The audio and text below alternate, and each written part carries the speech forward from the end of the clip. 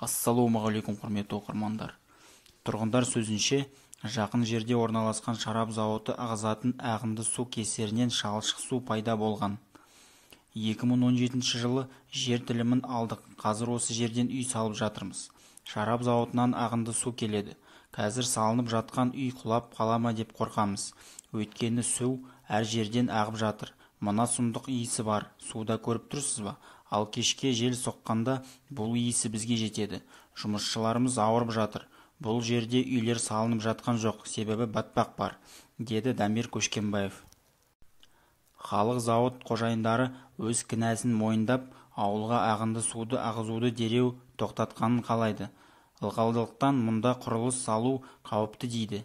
Илья Құрбанбаева есімді тұрғын бұл жерде қазір үй салынып жатыр. Су тасқанынан қорқамын дейді. Алғашында суару су деп ойладық. Шарап зауытының сасық су деп ойламадық. Ол осы жерден ағып жатыр. Біз құрылысты бастағанда осы зауыттың қожайындары келіп рұқсат құжаттарымызды сұрады. Олар бұл біздің жеріміз, үй салмаңдар деді.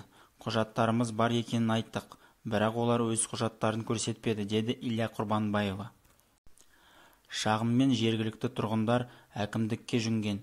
Шарап зауытыны төңірегіндегі даулы мәселені қазір экология департаменті мен жер инспекциясы зерттеп жатыр. Туындаған мәселені шешкіміз келеді. Болашақта бұл жерде үйлер салынады. Зауыт суды ағызатын болса, жер актісі болуы керек. Қазір барлық ақпаратты анықтаймыз, деді Жандосов ауылдық округі әкімінің орынбасары Ләйлә Әбілқарова. Зауыт қожайындары әзірге жағдайға қатысты пікір білдірген жоқ. Әкімдік олардан әлі ешқандай құжат алмағанын айтады.